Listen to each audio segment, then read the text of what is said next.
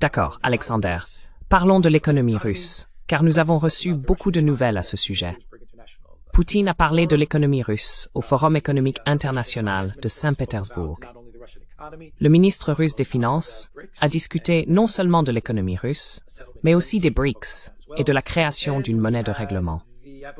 De plus, il y avait un rapport de la Banque mondiale indiquant que la Russie est désormais la 4e plus grande économie en termes de pouvoir d'achat. Elle a dépassé le Japon et se trouve juste derrière l'Inde. Les grandes puissances de l'UTOML ne sont pas dans le top 5, ce qui doit vraiment les contrarier. Quelles sont vos pensées sur l'économie russe?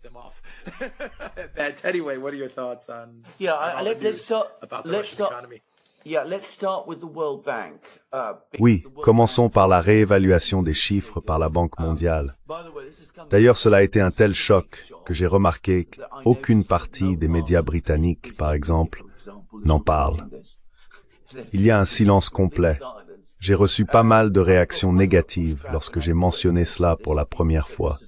Les gens disaient, est-ce vraiment ce que dit la Banque mondiale?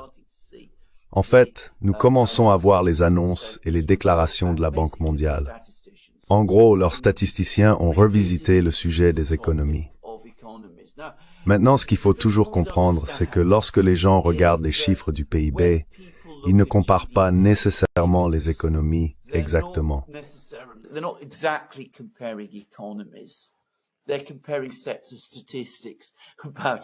Ils comparent des ensembles de statistiques sur les économies. C'est un fait que les gens ne comprennent pas tout à fait. Vous pouvez calculer le PIB de différentes manières. Vous pouvez utiliser des chiffres nominaux, convertir le rouble en dollars et dire « Eh bien, ce sont les prix des choses en roubles », puis convertir cela en dollars. Cette méthode vous donne un chiffre comme celui que l'Occident utilise souvent, suggérant que la Russie a une économie de seulement 2 trillions de dollars. C'est une très petite économie, significativement moins d'un dixième de la taille de l'économie américaine. La Banque mondiale et le FMI n'utilisent pas cette méthode. Ils ne l'aiment pas. The World Bank and the IMF don't do that. They don't like that. They've always said that this completely misrepresents the true. Ils ont toujours dit que cela déforme complètement le poids réel des économies. Ce que vous devez faire, c'est examiner le système de tarification et l'activité économique à l'intérieur du pays en fonction de ses propres niveaux de prix. Si vous faites cela, vous arrivez à la parité de pouvoir d'achat. Vous devez ajuster les prix pour ce qu'ils seraient dans d'autres économies. Vous ne vous attendez pas, par exemple, à ce qu'un Big Mac en Russie coûte le même prix qu'aux États-Unis. Si vous faites cela, vous pouvez obtenir une idée beaucoup plus précise du poids d'une économie. La Banque mondiale vient de faire cela, et ils ont tiré des conclusions très intéressantes.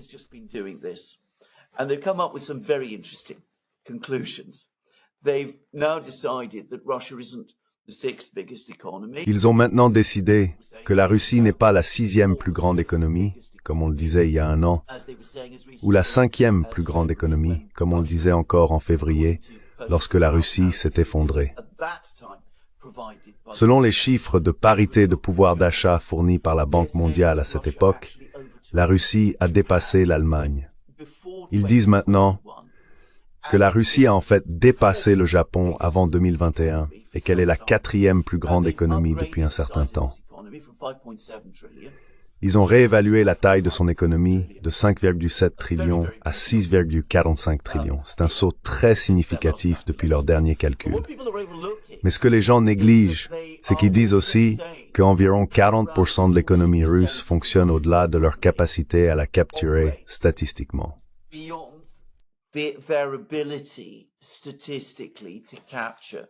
Now, a lot of people are saying that this, is talking about black markets. Maintenant, beaucoup de gens disent que cela concerne les marchés noirs et des activités similaires. Ce n'est pas le cas. Cela signifie simplement que l'économie russe est très complexe et très vaste. Une grande partie de celle-ci fonctionne désormais avec des mécanismes de paiement que les puissances occidentales, y compris la Banque mondiale, ne peuvent pas surveiller. Environ 40% de l'économie russe n'est pas capturée par ces statistiques. Si vous en tenez compte, La véritable taille de l'économie russe est d'environ 9 à 10 trillions de dollars. À ce stade, elle représente environ 35 à 37% de la taille de l'économie des États-Unis, bien plus grande que celle du Japon et bien plus grande que celle de l'Allemagne. Far bigger than Germany's. And that definitely and convincingly places it. Et cela le place définitivement et de manière convaincante parmi les 4 premiers en fait, assez proches de l'économie indienne. Eh bien, pas proche, mais à portée de l'économie indienne, qui a un PIB en parité de pouvoir d'achat d'environ 14 000 milliards de dollars, mais évidemment avec une population beaucoup plus grande, 10 fois plus grande. C'est ce que nous disons depuis des années sur The Duran.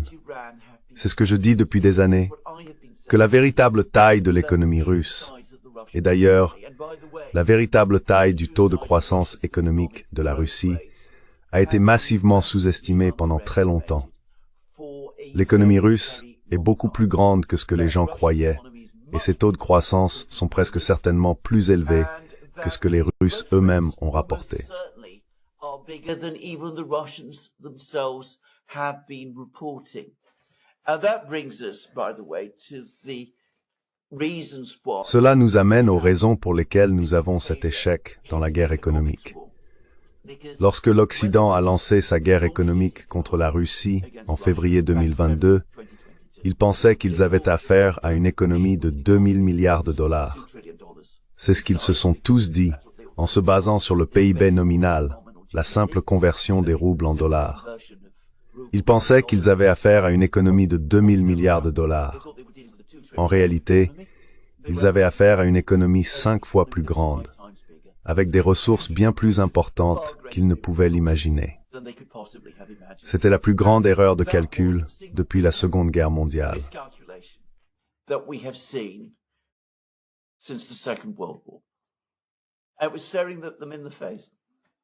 C'était évident. C'est pourquoi ils ont perdu la guerre économique. C'était le grand tournant de tout le projet Ukraine. Le fait qu'ils aient perdu la guerre économique a marqué la fin pour l'Occident collectif. Absolument. Poutine l'a dit lors du Forum économique international de Saint-Pétersbourg. Il a parlé de la croissance de 5% de l'économie russe, 5,4% de croissance au premier trimestre de 2024, un chiffre que même Poutine ne semblait pas avoir prévu. Non, ils ne l'ont pas fait. No, they didn't. Now, that is not without its problems. Maintenant, ça n'est pas sans problème. La Banque centrale, dirigée par Nabiullina, a fait des commentaires à ce sujet. Elle dit que la croissance dépasse largement les attentes de la Banque centrale. Donc nous avons une énorme vague d'investissement. En conséquence, il y a aussi une forte augmentation des salaires réels. Les revenus réels en Russie augmentent très rapidement. Cela crée une croissance de la demande, même avec l'énorme augmentation de la production industrielle et manufacturière. Cette production n'est pas simplement concentrée sur la production militaire non plus. Je veux répéter ce point parce que je l'ai fait de nombreuses fois. Quoi qu'il en soit, avec cette grande vague de demande et d'investissement, il y a de forts signes d'une économie en surchauffe. There are strong signs of an economy that's overheating. And this is why we are probably seeing a real... Et c'est pourquoi nous voyons probablement un taux d'inflation réel en Russie en ce moment d'environ 5% à 6%. Le chiffre annualisé est plus élevé, autour de 8%. Mais cela compare la situation avec les prix d'aujourd'hui à ce qu'ils étaient il y a un an, lorsque la suppression des prix était significative, parce que la Banque centrale a poursuivi une politique monétaire très stricte après 2022. Si vous regardez le taux d'inflation réel, en comparant les prix de mois en mois et en utilisant les prix d'automne dans l'économie russe comme référence, vous regardez probablement un taux d'inflation d'environ 5% à 6%. La Banque centrale pense que c'est trop élevé, et je pense qu'ils ont raison. Ils vont donc probablement resserrer la politique monétaire et essayer de ralentir la croissance.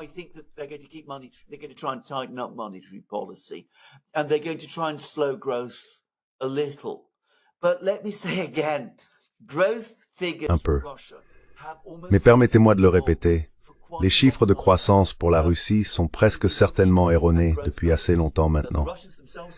Si vous avez regardé les chiffres de croissance que les Russes eux-mêmes ont fournis, ils ont été basés sur des chiffres de PIB déformés. C'est le problème. Les Russes ont utilisé la croissance nominale du PIB comme base statistique pour beaucoup de leurs calculs de croissance. Ils ont montré une croissance d'environ 2%, parfois un peu moins, parfois un peu plus, depuis plusieurs années maintenant. Alors que la réalité est que nous obtenons probablement une croissance bien supérieure à 3% et probablement supérieure à 4% depuis l'année dernière. Et cela explique quelque chose que les visiteurs en Russie remarquent, à savoir que chaque année, la situation s'améliore. Le pays semble plus prospère.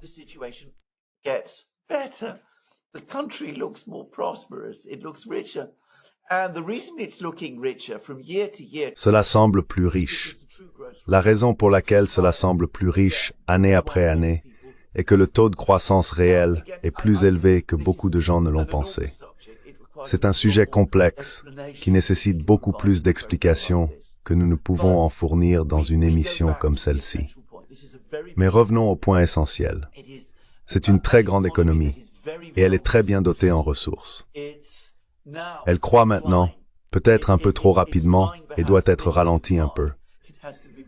Il y a toutes les raisons de penser qu'elle continuera cette poussée industrielle et d'investissement, probablement à long terme.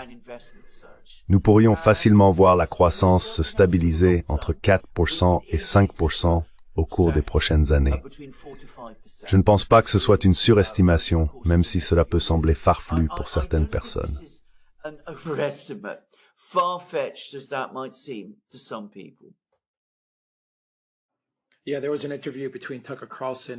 Oui, il y a eu une interview entre Tucker Carlson et Bukele du Salvador.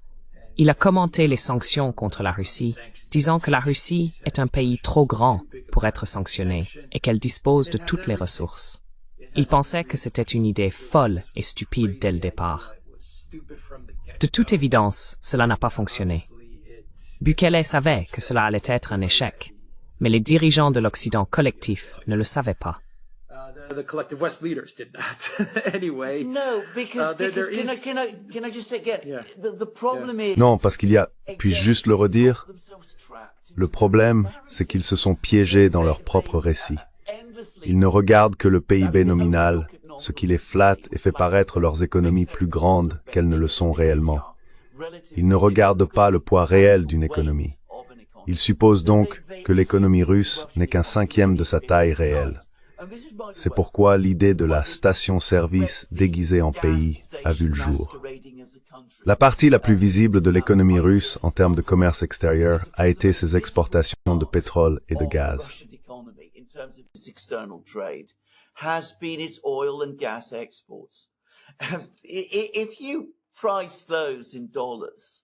Si vous les évaluez en dollars, vous pouvez le faire parce que le prix du pétrole et du gaz est négocié internationalement.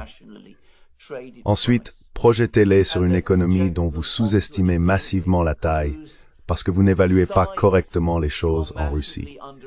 Vous n'obtenez pas les coûts de valeur en Russie correctement. En conséquence, vous obtiendrez une estimation bien plus grande de la taille proportionnelle de l'industrie pétrolière et gazière par rapport à l'économie russe globale qu'elle ne l'est réellement. Vous pourriez penser qu'elle représente environ 40%, mais c'est probablement autour de 10% ou même moins.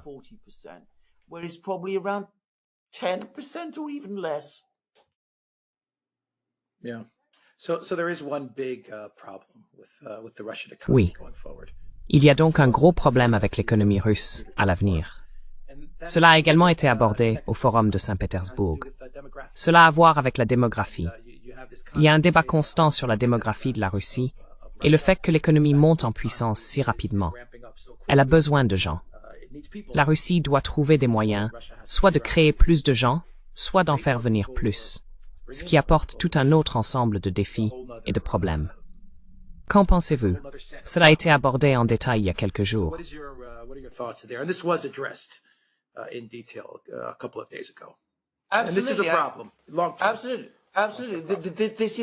Et c'est un problème. Absolument. Cela explique d'ailleurs pourquoi nous voyons des signes de surchauffe dans le sens où certains aspects de l'économie veulent s'emballer. Les parties physiques de l'économie veulent s'emballer plus rapidement. Il y a maintenant beaucoup d'argent à investir et il y a une forte demande refoulée. Mais il n'y a pas cette armée de réserve de personnes sous-payées ou mal payées travaillant dans les champs et les fermes. Dans d'autres pays qui ont connu des booms d'investissement similaires, ces travailleurs viendraient travailler dans les usines, augmentant ainsi la production pour satisfaire cette demande. La Russie ne l'a pas parce qu'elle connaît une situation démographique faible depuis l'effondrement soviétique. C'est leur principal problème. C'est le facteur limitant fondamental de leur croissance économique.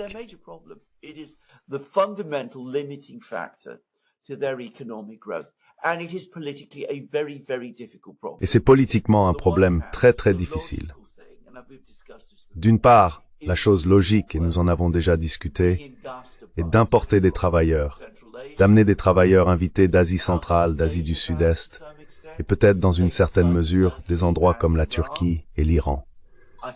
Je pense que tôt ou tard, le gouvernement va devoir accepter que ça doit se produire. Mais bien sûr, comme dans chaque pays, c'est une chose politiquement très controversée à faire. Poutine parle de l'automatisation de la production, et vous pourriez faire pas mal de choses là-bas. Je veux dire, c'est là que l'investissement vous aide. Vous pouvez automatiser la production et avoir beaucoup plus de machines-outils. Pour le moment, vous devez importer ces machines-outils principalement de Chine, mais vous pouvez le faire. Vous pouvez construire plus de machines-outils vous-même. Même ça l'a fait. But that takes time. I mean, it's not going to result. Je veux dire, cela ne va pas entraîner une solution dramatique immédiate au problème sous-jacent de la pénurie de main-d'œuvre. Ou bien, vous pouvez encourager les familles à avoir plus d'enfants, ce qui est tout à fait la ligne que suit le gouvernement actuel. Ils ont regardé ce qui s'est passé en Hongrie et ont vu à quel point les politiques d'Orban ont été réussies. Ils vont essayer cela. Il y a environ 10 ans, ils ont réussi à arrêter le déclin de la population russe et même à l'augmenter. Mais ensuite, les choses ont de nouveau commencé à ralentir. Quoi qu'il en soit, ils veulent faire cela. Et l'expérience montre que cela peut être réussi. Mais gardez à l'esprit que les enfants d'aujourd'hui doivent aller à l'école et veulent généralement poursuivre des études supérieures. Wanted usually to take higher education.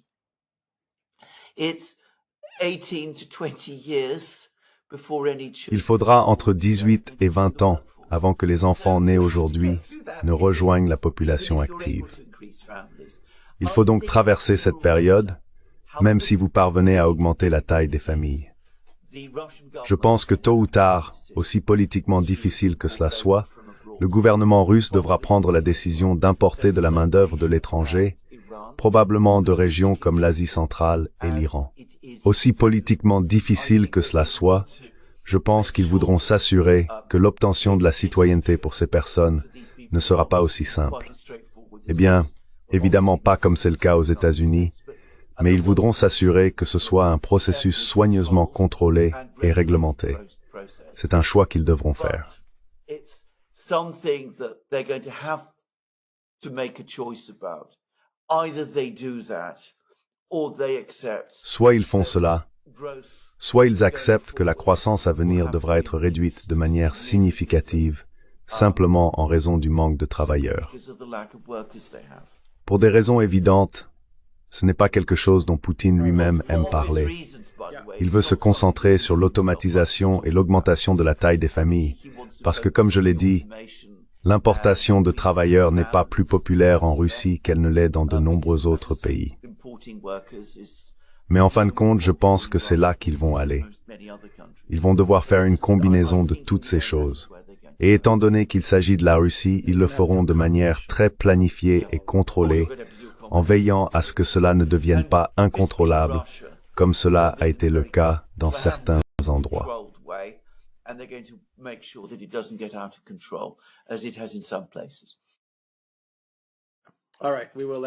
D'accord. Nous allons terminer la vidéo ici. TheDurantLocals.com. Nous sommes sur Rumble, Elbury, BitChute, Telegram, Rockfin et Twitter. Et rendez-vous à la boutique The Duran, 24/7. Achetez des articles. Prenez soin de vous. Take care.